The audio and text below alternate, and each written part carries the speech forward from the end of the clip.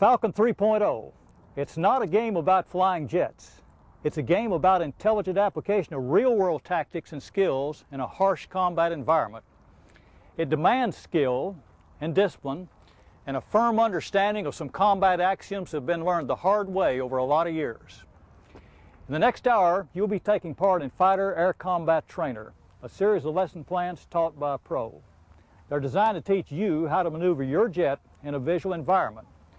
So grab your manual and your joystick and pay attention to this guy. He knows what he's talking about.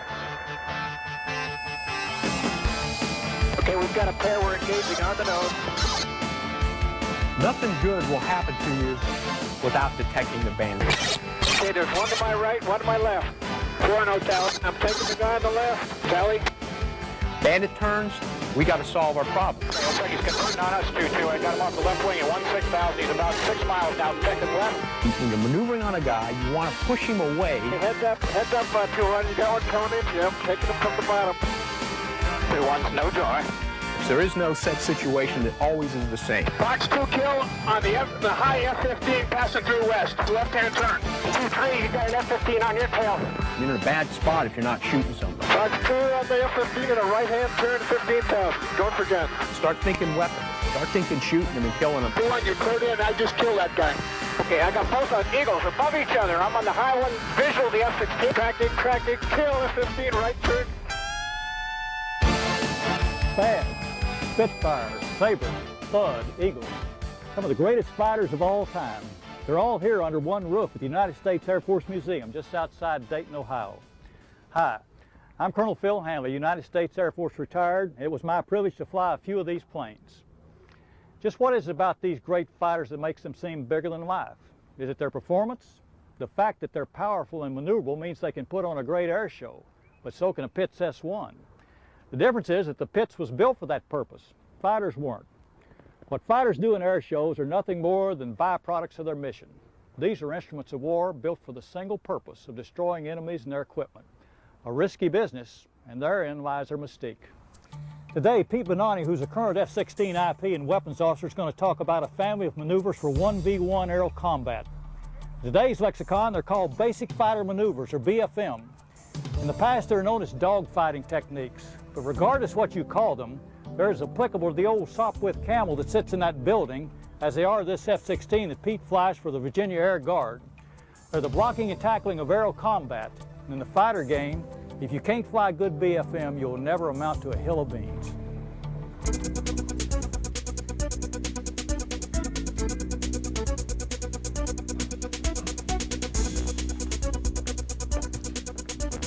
Hi, I'm Pete Benani, and I'm here to talk to you today about air combat. Air combat, as you know, is a broad subject encompassing 1 versus 1 maneuvering, to 2 versus many maneuvering, to 4 versus many, to all the air-to-ground subjects like Maverick employment, LGB employment, etc. What we're here today, though, to do is to talk about 1 versus 1 maneuvering. We're going to start with that building block and focus on 1 versus 1 maneuvering. Before we start into our subject matter, we'd like to talk about the objective of this whole academic presentation, and those objectives are contained in what we call DLOs, or desired learning objectives. Okay, the desired learning objectives for this presentation are: 1, to be familiar with or get familiar with the terms, okay, terms and definitions of 1 versus 1 air combat. The second desired learning objective is to be able to kill and survive in a 1 versus 1 scenario. A fighter pilot has one objective out there, that is to kill the enemy, destroy the enemy, and survive. So that's the second desired learning objective. Okay, to get to the first learning objective, we have a lot of terms and definitions that you need to understand in order to cover 1 versus 1 maneuvering. And most of them have to do with geometry, or angular relationships between aircraft. There's basically 3 different types of geometry. There's positional geometry, attack geometry, and the weapons envelope. Okay, so we're going to talk about all 3 of these. The first is positional geometry, which very specifically is the angular relationship between 2 aircraft out there in the environment. In positional geometry, you have 3: heading crossing angle, or angle off, range, and aspect angle. Okay, the first of these is angle off, which we also use the term heading crossing angle to describe. As you see from this picture, we've got 2 jets with velocity vectors in space. The F-16's heading this way, and we've got the fulcrum going this way. The difference, the angular difference between their headings, measured in degrees, is what we call angle off. Okay, the second term is range. It's fairly simple also. It's just the distance between two targets. Normally fighter pilots talk in range in terms of nautical miles, okay, which is 6,000 feet. So it's outside of 6,000 feet, you talk nautical miles in tenths. Inside 6,000 feet, you talk in terms of feet. So for range, it's just, again, a straight line measurement distance between two aircraft here. The next term for positional geometry is aspect angle. To define it simply, aspect angle is a measure from the target's tail to your aircraft. So in this particular picture, the first scene, okay, from the target's tail to your jet, that's 0 aspect. If you're out in front on the nose of the Bandit, that would be 180 degrees of aspect. Out here, this is 45 degrees right aspect. Aspect is independent of heading, and that's what gets confusing to guys. It has nothing to do with aircraft heading. So this guy could be heading in any direction. At that particular instant in time, he would be at 45 degrees right aspect. The reason aspect is useful, because if you know range and you know aspect, then you also know your displacement from the target, okay, which is going to be important, as we're going to talk about soon. The next type of geometry we're going to talk about is attack geometry.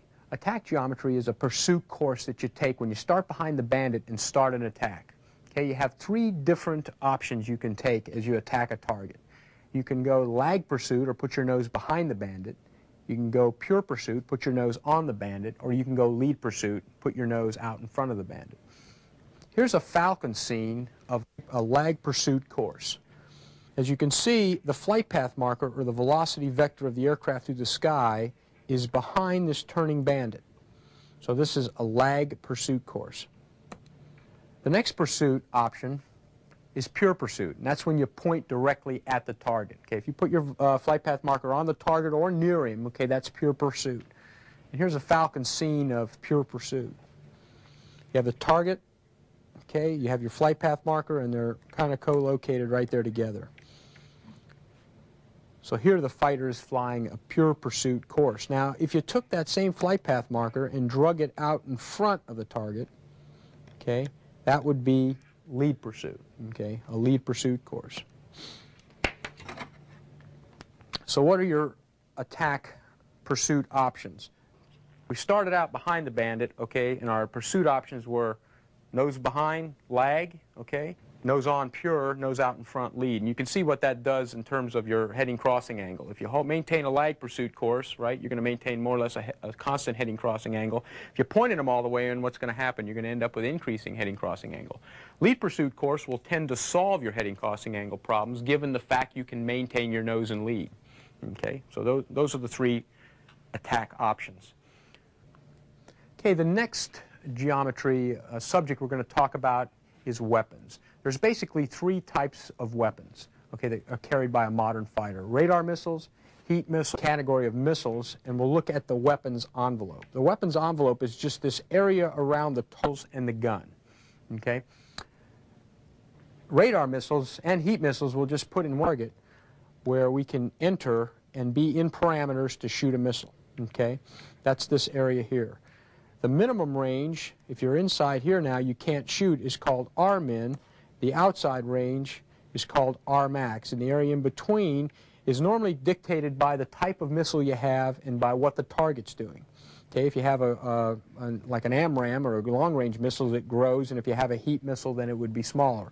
Also, if the target's going faster, okay, that would make this particular area out front grow, and would also make this area shrink if you were behind, because now if you were shooting somewhere in the front, the missile could get there easily because the envelope would grow in the front because of his speed. But if you were trying to shoot him from behind, if he was going faster, okay, that would shrink R-max in the rear, because now the missile has to go faster to catch him. The gun is the next weapon, and the gun is different from missiles in that obviously they don't guide. They're unguided projectiles. You fire the gun, it goes out there, hits the target, or it doesn't. Okay? So the gun envelope isn't a donut, it's just an area around the target. You have the maximum range out here, okay, in the front. For most gunshots in an F-16, it's probably somewhere around 4,500 feet, and in the rear it's probably somewhere around 2,500 feet. But again, there's no min range because it's just a bullet. anywhere in there you could shoot the gun and hit him. Now you got to realize if you're taking a shot really in close, you can end up wearing part of his aircraft. You know, if you hit him, you know, and I've seen that on the dart. You know, guys hit the dart inside 1,000 feet, and pieces of the dart, you know, rain all around their aircraft. So you got to be careful, but there's no arm in that. The bullet will still kill them. Might kill you too, but the bullet will still kill them. We have just covered terms and definitions used to define the geometry of air combat. We have discussed three basic types of geometry: positional geometry, attack geometry, and the weapons envelope. Positional geometry is the angular relationship between two aircraft and consists of angle off, range, and aspect angle. Attack geometry consists of the pursuit options that can be taken by the offensive fighter. These pursuit courses are lag pursuit, pure pursuit, and lead pursuit.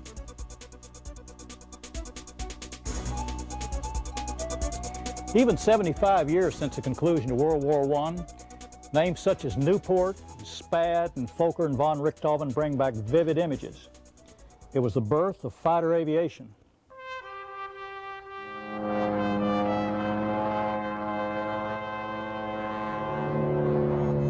As the war began, the aircraft was used only as a scout. Opposing pilots actually waved as they passed. But this courtesy ended the day one of the pilots pulled out a pistol and fired at the other airplane. This, of course, led to handheld rifles, then flex-mounted guns, and ultimately to the fixed forward-firing machine gun. Once the gun position became fixed, the aircraft became the aiming device, and through necessity, basic fighter maneuvers were born.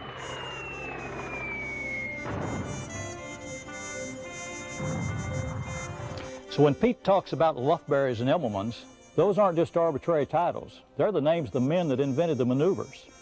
Finally, lest you think these crates were simple to fly, consider this aircraft, the Sopwith F-1 Camel. It's a matter of record that it shot down more enemy planes than any aircraft in the war. However, it's also a matter of record that more pilots were killed learning to fly it than died at the hands of the enemy.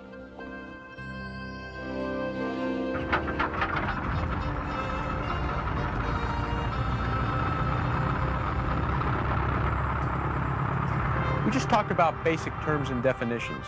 Now let's talk about offensive BFM. Here are the offensive BFM DLOs. Given an initial position of advantage, okay, given you start behind the guy in an offensive position, the first objective is to maintain 3-9 line. You know, that's pretty intuitive. Okay, we start behind him, let's stay behind him. Well, what is 3-9 line? And we should define some terms. As you guys know, fighter pilots talk in clock positions. Yeah, got 12, we got 6, you know, check 6, those kind of terms. We also got 3 and 9. If you draw a line between the 3-9 line, we talk in terms of 3-9 line all the time. Is the guy in front of your 3-9 line? Is the guy behind your 3-9 line? Okay, so the DLO here is given that you start behind him, stay behind him. You know, it's a reasonable objective, you know. Okay, now once you stay behind him, shoot him. You know, you don't have to fly an air show back behind at 6 o'clock. You guy looks back, yeah, that's some good flying you're doing back there. You know, we want to make a shot. You want to get into a position and shoot a weapon. So that's the next DLO. Give it, maintain 3-9 line, then shoot. The last one is if you can't do 1 or 2, then get out of there. You know, leave, separate, because you know, again, you know, you're in a bad spot if you're not shooting somebody. A lot of discussions. I always like to start my offensive discussions by dispelling a couple myths. Everybody wants to think in terms of, okay, the bandit does a move, okay, and I need a move. Okay, well, let me look through my cards. Okay, the bandit does a right-hand turn. Okay, 10 degrees nose low. Then I do a rat's ass shimshay. Okay, yeah, that's the counter. You know, but you really can't think in terms of a chess kind of thing. You know, where a move. Okay, then there's this perfect counter move that this doesn't work that way. It's a fluid thing where the bandit does something and now we got to always be maneuvering our nose and you know from out there flying that that's just the way it works. There is no set situation that always is the same. The other thing we have to note is that you know, BFM costs energy. When you move your nose in a fighter, it costs you energy. The two are related. The object of BFM is exchanging energy, which is aircraft altitude and airspeed, okay, for nose position. That's what we're trying to do. We've got the jet flying along with a certain you know, Mach on it, certain amount of knots, smash on the jet. We've got a certain amount of altitude. Now we're going to exchange that. We're going to spend it to move the nose. Okay, it's going to cost you. Now, when you go straight, you can gain it back. but there's a relationship between the two. The other thing you have to note about BFM is it's not flown in the present. BFM is flown in the future. You don't fly to where the aircraft is. You've got to fly to where he's going. And there's some steps to flying BFM in the future. Those steps are pretty much observe the bandit, see what he's doing, predict where he's going, maneuver or fly the jet based on this prediction, and then when something changes, as it will, react to that change. So those are the steps, observe, predict, maneuver, react. And they're subliminal. I mean, they're not on the surface. You don't write those on your lineup card, go, okay, what's next, okay. Predict, look down and, oh, shoot, I dropped my lineup card. Now I'm in big trouble. No, but it's good to note that, though, that it's flown in the future and you've got to go through these steps, okay. Let's talk about BFM problems. Why? Offensive BFM, we're obviously going to talk about maneuvering the jet and those kind of things, but the reason we are is because, if we had, just don't picture a Fulcrum here, picture United Flight 232 to Denver, okay, and here we are out here in our F-16, and we look at him and we think, man, maybe I'll take a shot at that guy, so we pull up behind him, and if he doesn't see us or react, we have no need to do any BFM, right? We don't need to do anything, right? He's flying along, we just get behind him and shoot. The reason you need to do BFM is because if this is, instead this is not an airliner now, this is a Fulcrum, and he sees you and turns, he will create BFM problems. Instantly by me turning, you see heading crossing angle build, you see aspect changing, you see range changing. Those are the BFM problems that are created by a turn. Bandit turns, we got to solve our problem. The way we solve a problem is we turn. Bandit turns, we turn. Okay? How do you turn? There's two things. It's how you turn and when you turn that count, as you know from flying. You can go, okay, Pete said to turn, and I've seen this. I've seen this burn in JP4. I've seen it in simulation. I've seen it everywhere. A guy says, ready, ready, go. He turns, and if you don't turn at the right place, if you just say, okay, turn. Oh, man, that didn't quite work. Yeah. I knew I should have stayed awake past just the turn part. So we're going to teach you, kind of how, not only, how to turn, but when to turn. But first, let's talk about turns themselves, because turns are important. If you're not at corner airspeed, the turn dynamics are quite different. What corner airspeed is this airspeed in the jet where you can turn the quickest, tightest turn. Okay, in an F-16, that's about 440 knots. Okay. Turns have two things associated with them. They have rate, that's how fast you move the nose. They have radius, or how tight the turn is. Those two things. I thought it'd be interesting to take a look at Falcon to show you the effects of one aircraft pulling about 6 to 7 Gs at 450 knots. That's right at corner, right? Okay, you started the turn right here. He ended it right there. And you could take a look at, again, his rate and radius as he makes the turn. The next guy I'll show up here turning, he's at 550 knots. He's 100 knots above corner, and you can take a look at where his rate and radius is carrying him. Much farther out. Okay, he's all the way out here. And also you would note, if we took a look at this thing, this guy started here, got all the way around the corner to about here. In the same time, it took this guy starting in about the same place and getting to right about here. So 100 knots of airspeed difference makes a big difference in radius. And just as important, it makes a big difference in rate also. You're just not moving the nose. I might also note that, these guys were both at the same G. So they're both suffering equally. Because G is you suffer under G. But one guy's not doing too much at all for the amount of suffering he's doing, And the other guy is moving the airplane around. So it's very important to be at the right airspeed, right at corner airspeed when you do this. Okay. Those are turns looking up from above. Now let's take a look at a vertical turn. Vertical turns are different in many ways, primarily because we've got gravity. Okay, so what gravity tends to do is flatten out the turn on the back side, and up at the top side you'll notice you can get a much tighter radius and a much better rate. And this is what fighter pilots call the energy egg. It looks like an egg. Okay, because you get a much better turn up here at the top, and you have a much worse turn here at the bottom. And that becomes important when we start to talk about head-on BFM and those kind of things. The nose-high fighter has a big advantage. Why? Because he's got God's G at the top. He's got like the big hand pushing him down. Down at the bottom, you have the, the negative effects of G at the bottom side. So you got to play that, okay, when you're fighting BFM. The next concept with turns is turning room. You need room to turn. You can get it vertically, or you can get it horizontally, or horizontally displaced from the bandit. Either way, though, when you're maneuvering on a guy, you want to push him away to get some room away from him so you can turn. And when you make that turn, what? You want to be at the proper airspeed. How much turning room do you need? You need a diameter. You need a turn diameter. I mean, how much is a turn diameter for an aircraft at 450 knots? Well, it depends, because vertically up here, a turn diameter is probably, a lot less because you have God's G. Down underneath, it's a lot more, than horizontally, that's another number too. But normally, about 6,000 to 7,000 feet is what you need displacement for about a 7G turn. A little less for up here, a little more for down here, but you need to get away from the bandit. You need to push him off so that you can take this radius now and fit it around to fly behind the bandit. Okay, let's take a look at two targets in offensive BFM setup where the bandit starts out at 2 nautical miles or outside your turn circle. You're going to see the fulcrum go into a hard left-hand turn and essentially meet the F-16 in the front. There's really not much this guy can do. Even if he went straight, it wouldn't matter. This guy could pull around and meet him in the front quarter. Because why? This pass started at 2 nautical miles. Okay, this fulcrum was only pulling 7 Gs, but he can meet him in the front even at 7 Gs. Well, let's take a look at another Falcon view. This is the exact same setup, but now you can see it from a different view to help reinforce it. You jump this guy, you see this turn, you're watching him, and you start seeing the front part of his airplane. What happened? You started outside his turn circle, okay, and there you have a front quarter pass from this, okay. So it's important to ask yourself the question. When I start a fight, I kind of start jumping this guy, and I ask myself this question: self, am I inside or outside his turn circle? Is his present turn rate going to cause a front quarter pass? If his present turn rate is going to cause a front quarter pass, I'm outside his turn circle. So what should I do different if I start outside his turn circle? Don't go for turning room, okay? Don't go for turning room. Why?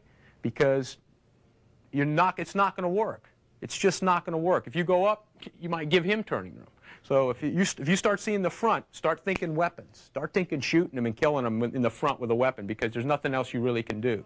Now let's show a pass inside the turn circle, and you'll see from Falcon kind of how much different this one is. This is about a 7,000 foot setup. Again, fulcrum against F-16. Fulcrum's going to go into the same left-hand turn at the same G, and the Falcon's going to pretty much react to pretty much the same way he did before. However, the geometry is different from the start. Here's another view of the same thing. Exact same turn. Quite a bit different. You don't see that front part of the airplane during this turn. You just see the F-16 maintaining 3-9 line position, pulling, and then finally closing in for a gunshot or a missile shot or whatever he's in parameters to take there. Okay. It's important then to talk about how we turn. I like to use an anatomy analogy. If you start at the shoulder, the guy can turn and meet you in the front. Okay, he can turn and meet you in the front. You're too far out. You're outside his turn circle. If you start closer in, near the elbow, now you can maintain your position on him because you drive into this elbow position just like you saw in the telestrator, and you can maintain your position. How do you get to that spot? That's the key of offensive BFM. Fulcrum's out there flying around. Okay, you're starting behind him. You start to see him turn. If he doesn't turn, no BFM problems. You just drive behind and kill him. Okay, but he starts to turn. He's giving you BFM problems. You've got to solve those problems with the turn. You ask yourself, am I inside or outside this guy's turn circle? If I'm outside, then I better start thinking weapons, weapons, weapons, weapons, and then a head-on fight. If I don't start seeing the front of his airplane, then what do I got to start thinking? I got to BFM. I got to do offensive BFM. I got to drive to where the fight started.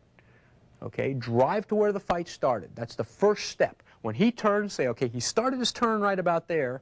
I remember this discussion of getting to the elbow, so I'm going to fly to the elbow. I'm going to drive to where the fight started, and then I'm going to start my turn when I see the line of sight rate start to increase. Okay, the fulcrum's going to turn, and at some point he's going to start to turn rapid. When that line of sight rate increases, that's when you want to start to turn. And I've sat there in the back seat of D model and B model F-16s, and seen that place come and go, and we're still driving, you know, because the guy, it just takes time to figure, you know, we're driving along, and there's a line of sight right, nobody's turning. Turn, turn, turn, turn, turn, you know, too late, we turned too late. So I've got a crutch at 30 degrees off the HUD. That's when you want to start your turn. And if you turn right there, you make your turn, you drive your flight path marker to a lag pursuit, 2 ship widths back, and you just hold that lag pursuit course, hold that lag pursuit course, hold that lag pursuit course until you get to 3,000 feet. Remember, BFM is an exchange of energy for position. So you're spending knots for nose position all the way around this corner. When you get to 3,000 feet now, the fulcrum's slower and you're slower, and now at 3,000 feet, that's the turn diameter. That's when you want to now pull the nose onto the target and take your gunshot. One note of caution as you pull your nose on them. When you get your fuselages aligned, what controls overtake when your fuselages are aligned? Your left hand, the throttle. Okay, out here, you can do it with nose position. You control your overtake with nose position. When you get your fuselage aligned, the only thing that controls overtake is this left hand. When you start seeing low aspect, low heading crossing angle, you got to use the throttle, look at, you know, boards, whatever you need to control that. So now we're right in for a gunshot now on the guy. We were at 3,000 feet, we pulled our nose on him, and we'll just show that here in Falcon. The guy has flown effective BFM. He got into 3,000 feet, his nose was in lag as you saw, and now he's pulling his nose up to the target once he gets to 3,000 feet, taking the gunshot and getting the kill. Now note, all gunshots have one thing that characterizes them, and that is the gun cross must be put right off the nose of the aircraft. If that aircraft jinks, then take the gun cross and move it to the new position. Okay, aircraft makes a move, take that gun cross and always keep it, just project a long pitot boom off the target and put that gun cross right on that pitot boom. If he jinks, put the gun cross up there, and then let the funnel catch up. First move the gun cross, because that's the true departure line of the bullets. Next, play the funnel to make the shot. Offensive BFM is the series of aircraft maneuvers we use to stay behind an opponent and ultimately fire missiles or the gun. In our discussion of offensive BFM, we talked about the need for being inside the bandit's turn circle before maneuvering for turning them. We also discussed the steps for driving your jet into gun parameters. Remember, offensive BFM is not a set-piece move-counter-move event, but rather a series of fluid maneuvers flown in the future, not to where the bandit is, but to where he will be.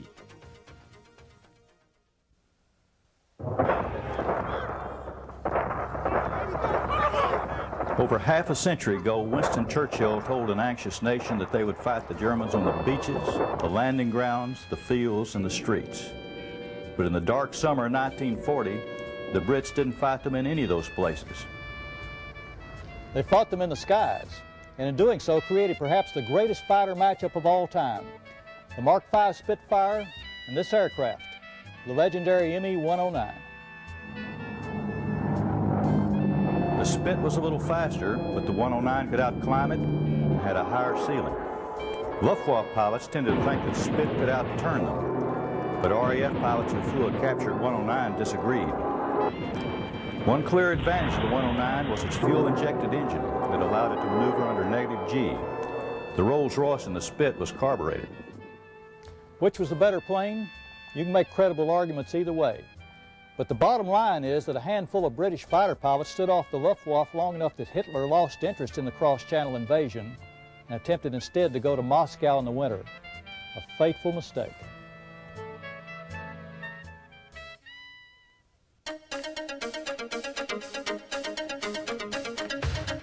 Okay, next up is defensive BFM. We talked about offense where we started with initial position of advantage. Now we're going to talk about defense.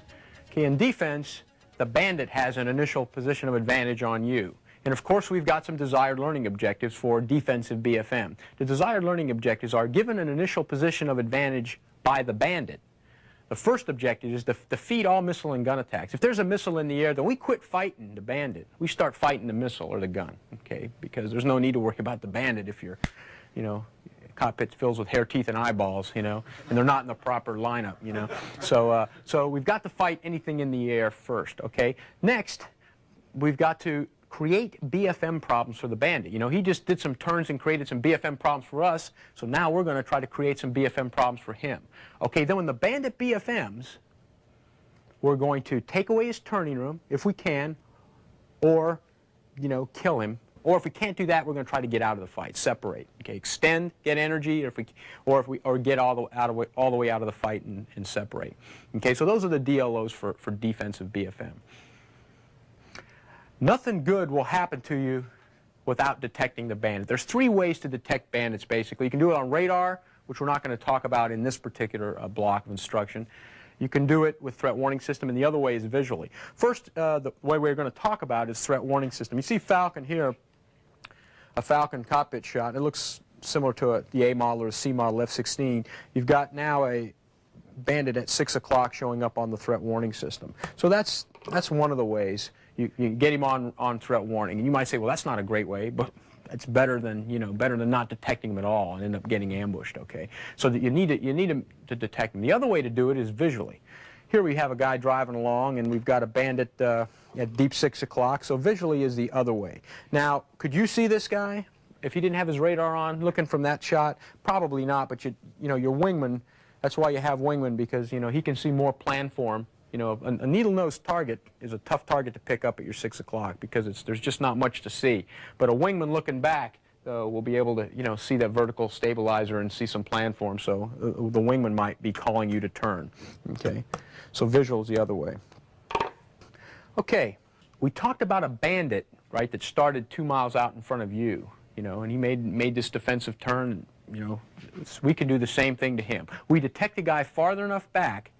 We need to turn hard to meet him in the front. How do you do a defensive turn? When you detect somebody's behind you, you just take your lift vector, okay, roll the jet, put your lift vector right on the target. Okay, the lift vector comes straight out the top of the airplane, okay, and you take that lift vector, you put it right on the target, and you pull. Hopefully, you will get a front quarter pass out of it if the fight started with a bandit outside your turn circle. Let's take a look at that in Falcon. Here's the F-16, 01 out front, fulcrum behind. Okay, and again, you've got this long-range setup, this 2-mile setup, and you can see the effect of the turn. Just a good, hard F-16 turn at corner velocity, bang, a head-on BFM pass rather than a guy staying behind you. Okay. Let's take a different view of that same maneuver. You're driving around, see the bandit behind you, put your lift vector right on him. Here's about a good 7G lift vector on pull. You notice his lift vector is right on him the whole time, and then you get a high line of sight rate pass, a high angle pass at end game. Okay. What happens when the bandit doesn't start at 2 miles? And we started with the easy one. Guys at 2 miles, you pull, bang. And I know what you're thinking, because I look out there when I've taught this course for lots of years, and I look out at the guys, and I know they're waiting for me to tell them the maneuver. They're thinking, there's a maneuver. And if I learn it, then I'll know what to do, because I've seen the movie. I mean, there's a movie out, right? And there's a guy playing it, doesn't mind, you know, getting makeup and having his eyebrows plucked and stuff. And that guy, you know, he did this maneuver, and guess what? Guy flew out in front of him. There ain't no such maneuver. Okay, I'm just here to tell you there ain't no such maneuver. If a guy starts, a good guy, let me tell you how good. You against your clone. I always like to talk in terms of you against your clone. Your clone starts back behind you at 6,000 feet. You do the perfect move, right? You already learned that. Lift vector on, corner velocity, pull. Your clone does everything right. What's going to happen? Your clone's going to be in your chili in no time, right? If he makes no mistakes, he's in your... There is no move. You know, you can't...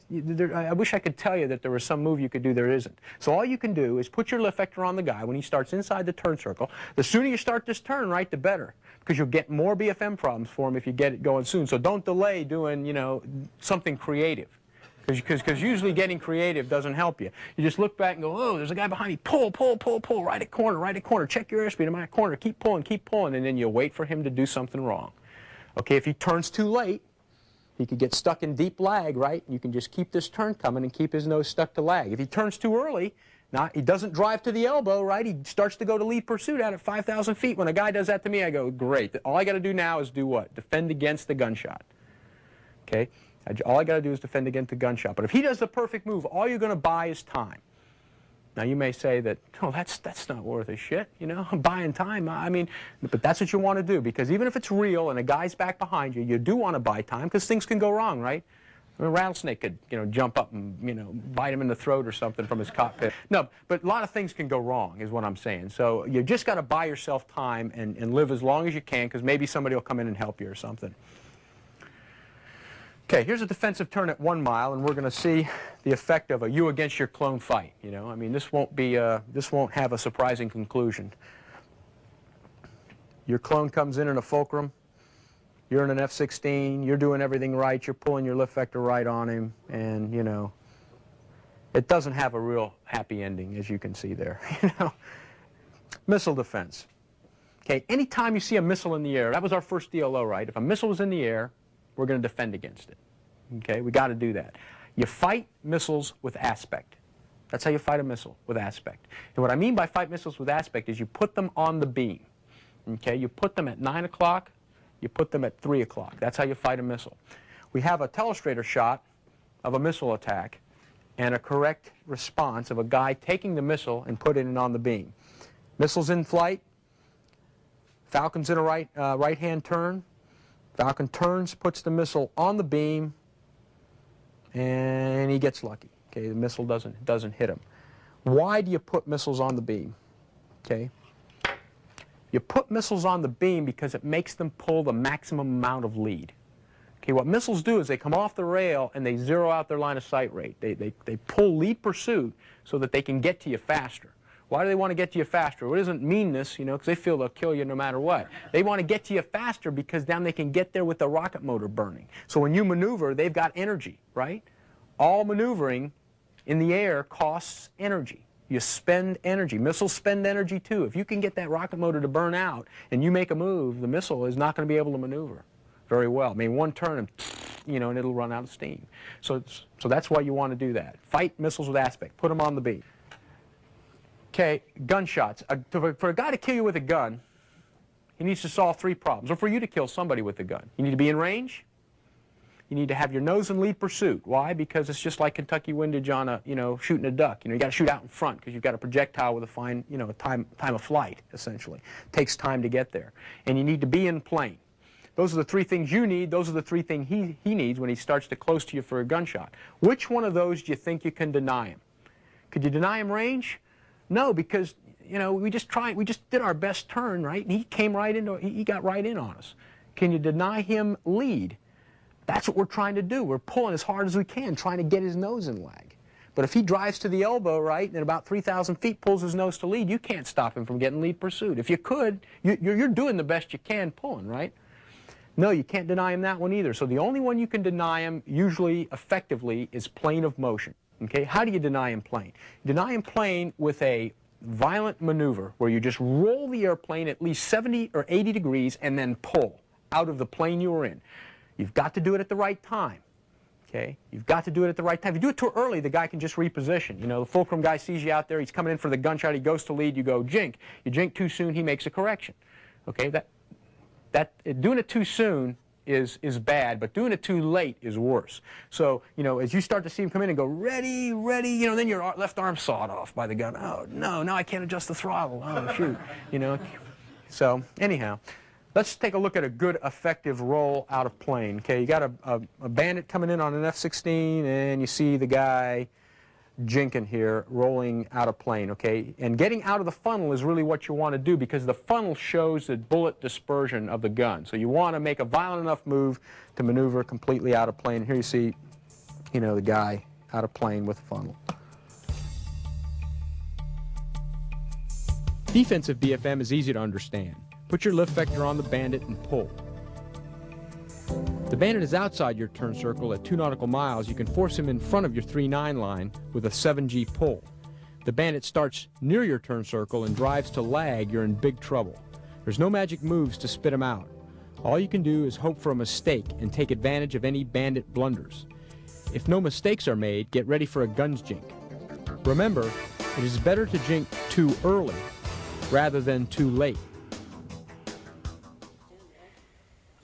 Here they are side by side, the air combatants of the Korean War. This is the F-86A Sabre, to this day one of the most beautiful jet fighters ever built.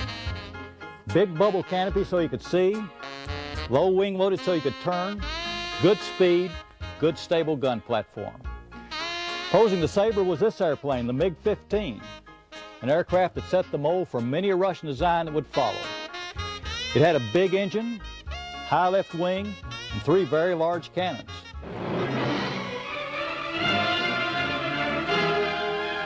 Now for MiG Alley. The end result was that this relatively unsophisticated fighter could outturn, outclimb, and out-accelerate the Sabre. The matchup was a blowout, over 10-1 for the 86, mostly because of the skills of the Sabre pilots. Missiles weren't around then, so there were no BVR engagements. The men who flew F-86s found these MiGs with their Mark I model eyeballs, used mutual support, discipline, and great BFM to get to their 6 o'clock, and simply blew them away the old-fashioned way, with 650 caliber machine guns.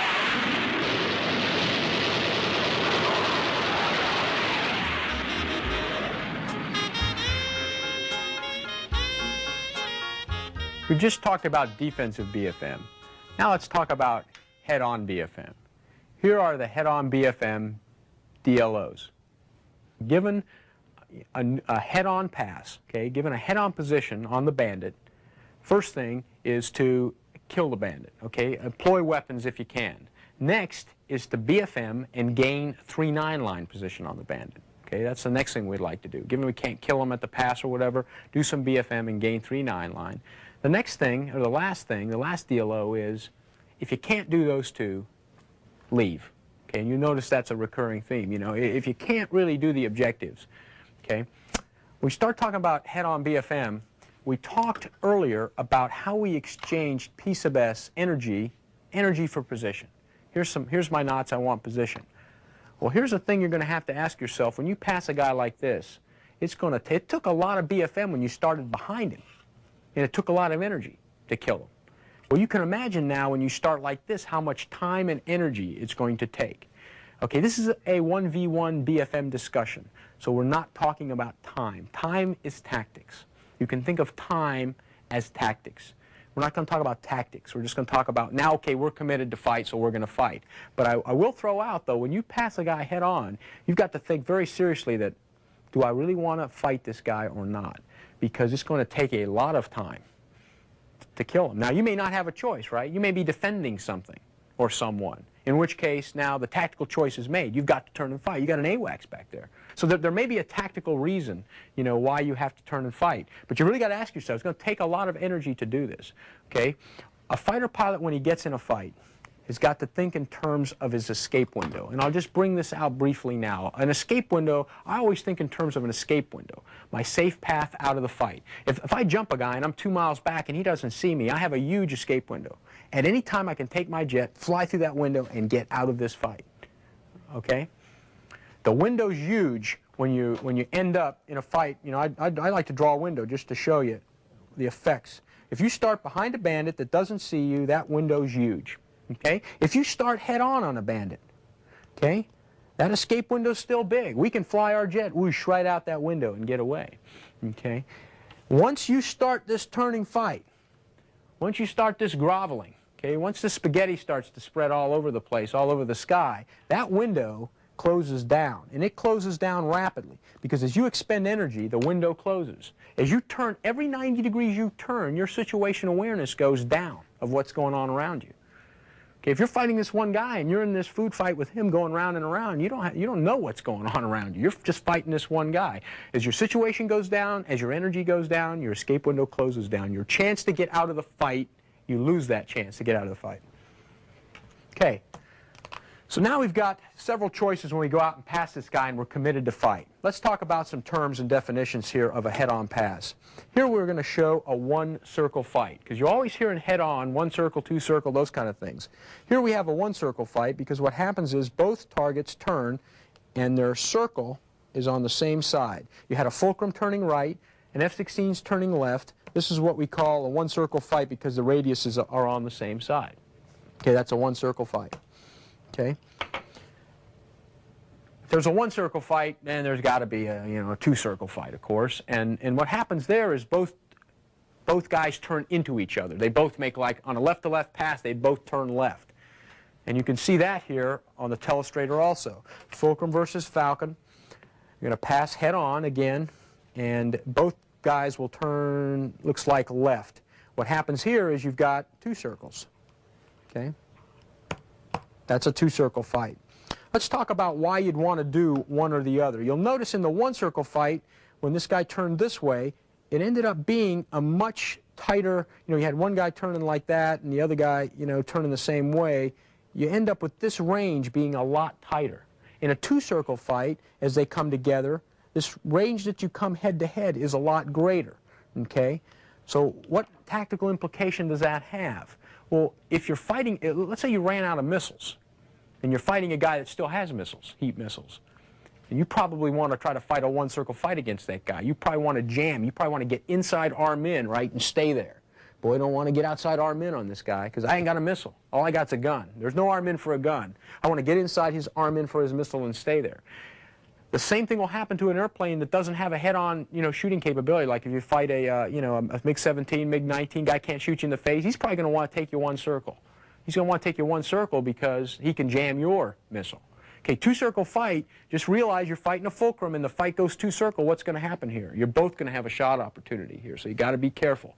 Got to be careful in here. He can shoot you also. So a two-circle fight basically gives you more room away from the guy. The other option we have is to go, we can go flat, one circle, two circle, we can go vertical, right? We can go into the vertical. Normally a vertical move in an F-16 is never done at the initial pass. It's usually done after we turn one way or the other. And most all fights are two-circle fights because we do want an opportunity to shoot them with the mic. We pass, we want to turn, try to get around and take a shot at them with the mic. And most head-on fights, if they're similar airplanes, right, starting at similar energies, Fulcrum versus, F-16, what's going to happen? It's just going to end up being get lower and slower in this grovel. Okay, as we spend energy for position, lower and slower in the grovel. At some point in there, though, you can take the fight vertical.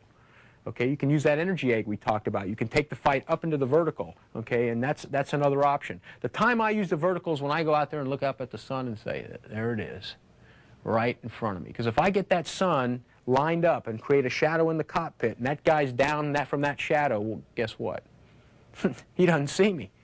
He doesn't see me. I'm in the sun. Anytime I line that bandit up with the shadows, if I see that high sun, that is one time I'll go up. Most times I don't go up. Because if you go up, you got that cold blue sky and the missile. You're a hot target among that cold blue sky, so I don't like to go up. Normally I'll keep the fight two-circle. To review, a fighter pilot has several options during a head-on pass. The first and foremost option is to take a shot, if you can, at the bandit. If the bandit doesn't blow up, you should think carefully about your escape window. The ability to leave the fight is biggest right at the pass. If you decide to turn, you can turn away from the bandit or into the bandit. Depending on which way the bandit turns, this will cause a one-circle or two-circle fight. A two-circle fight will give you, and possibly the bandit, a better chance at a head-on missile attack. A one-circle fight will tend to jam both fighters inside minimum range for a heat missile shot. Remember, it will normally require a lot of energy to convert a head-on pass into a shot.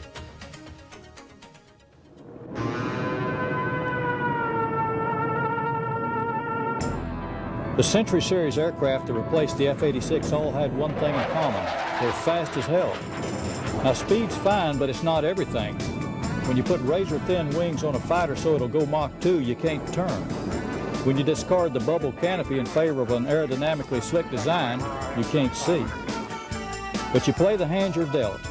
This is a 105 Thunder Chief, affectionately known as the Thud, the biggest single-engine fighter ever built. It was designed to deliver nuke weapons very low and very fast, but it ended up hauling iron bombs and rolling thunder.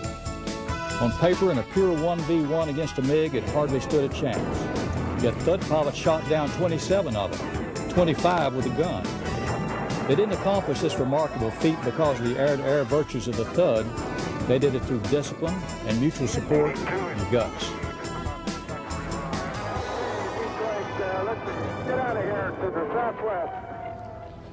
It's been said that the really great fighter pilots possess three traits: hands, head, and heart. So if you ever find yourself searching for that intangible definition of heart, think of the guys that flew Silver Thuds downtown to the city on the river, a destination from which many of them would never return.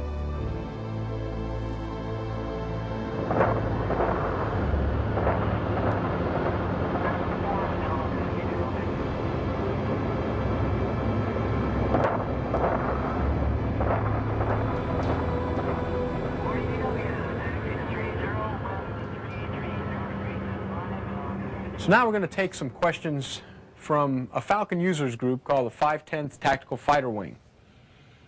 Any of you guys have any questions on the stuff we just covered? Pete, I got a question for you. Sure. You were talking earlier about maintaining a optimum turning rate of about 440 knots. Yeah. What's the difference between maintaining a steady turn and going into a turn, jamming full back on the stick, pulling maximum G's, and losing energy? Are you going to come out with the same end result? Yeah, it's the issue is, do you maintain right at your airspeed, you know, and do whatever G it takes to or do you just pull and spend it all?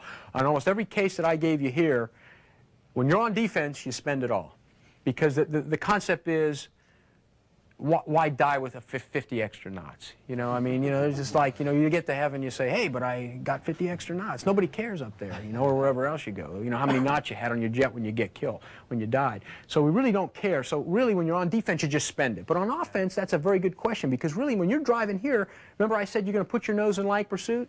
Well, a couple ship widths back, I mean, that's not very precise. So right in there is where I like to maintain my airspeed. I think that's an excellent point, because when the guy's behind you, you just turn.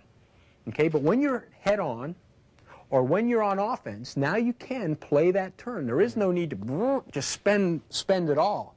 You will, over time, you will turn better if you keep your airspeed.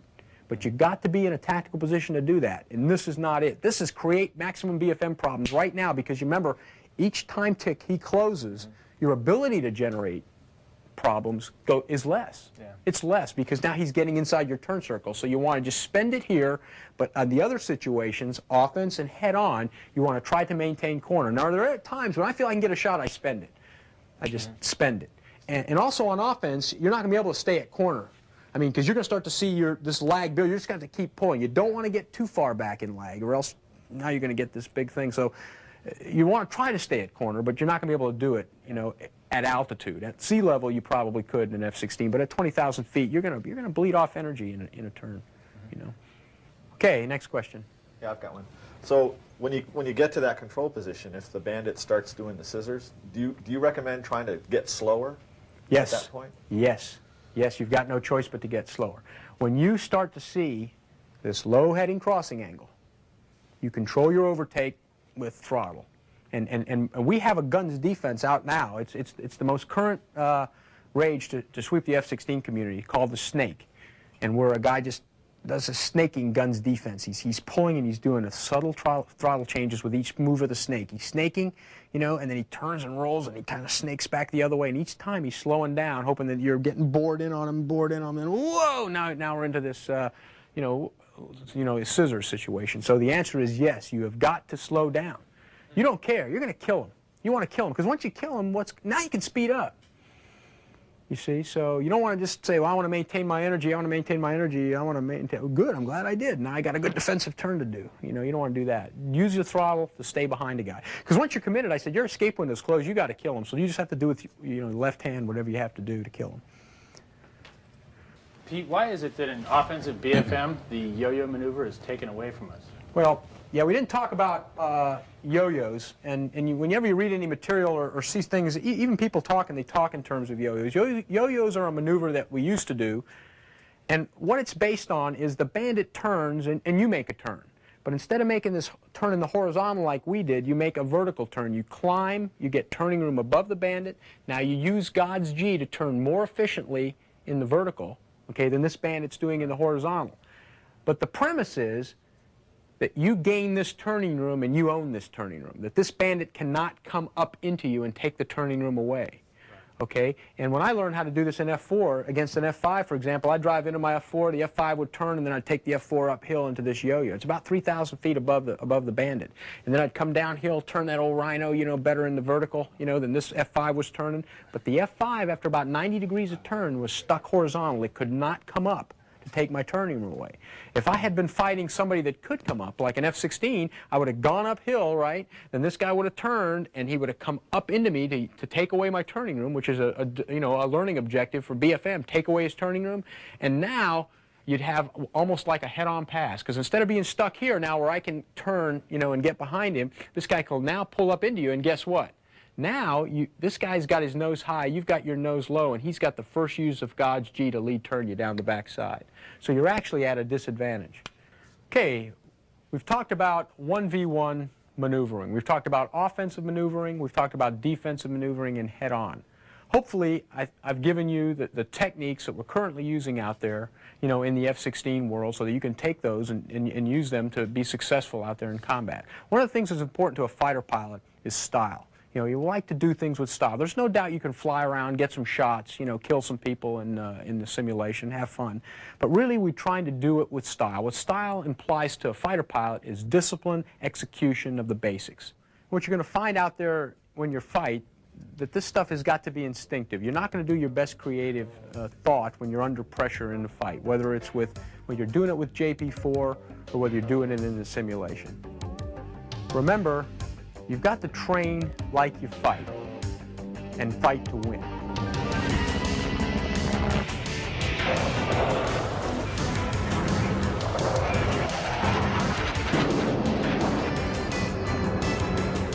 A lot of people who watched the Gulf War on TV concluded it was technology alone that carried the day.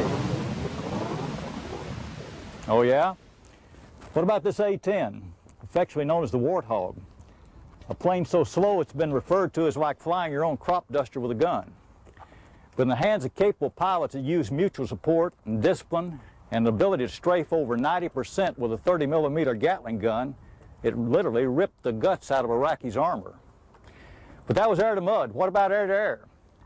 The F-15 Eagles blitzed the Iraqi Air Force 31 zip. Now the F-15 is a great air superiority fighter, but let me tell you, a MiG-29 is no slouch. The truth of the matter is, we could have done it with these planes, or F-18s, or we could have traded equipment for that matter. It wouldn't have made a difference.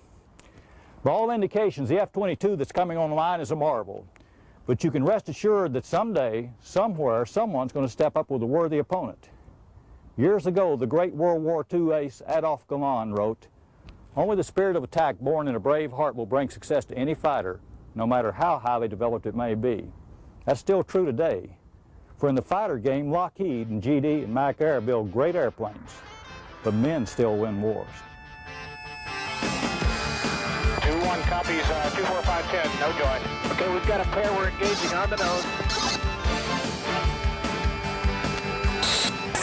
Copy 18, same direction. Okay, there's one to my right, one to my left. 4-0 tally. I'm taking the guy on the left. Tally.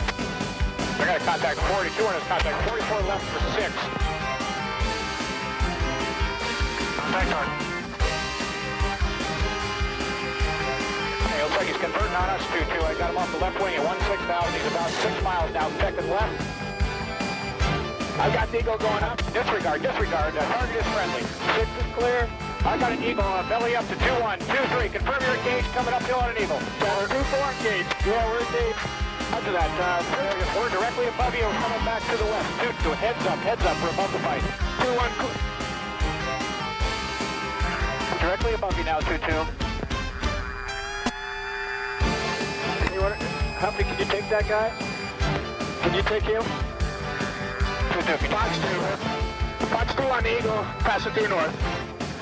Okay, heads up, 200. You got one coming in? Yep, taking them from the bottom. 2-1, no joy. Break right, 200, 2-2. 2-1, breaking right. Okay.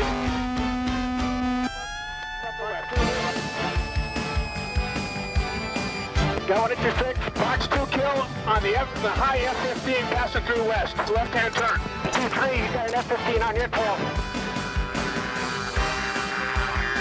This is Corpus on guard, Roscoe 1. Fox 2 on the F-15 and a right-hand turn, 15,000. Don't forget. 2-1, good. 2-1, you cleared in. I just killed that guy. Okay, I got both on Eagles above each other. I'm on the high one, visual the F-16. Tracking, kill F-15, right turn at past the west. Okay, RG-21, status is this. You shot down all of the F-4 air-to-air aircraft. Understand on the F-14s? The F-14s and the F-15s. All gone. And have they departed the area? Negative, they're still in the area, but they understand that they're all dead. Yeah, that's what we understand. Thank you.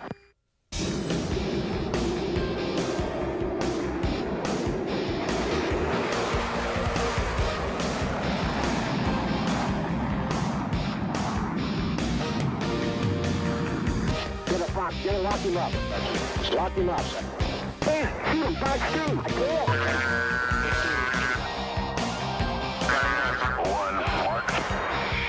Good kill, good kill.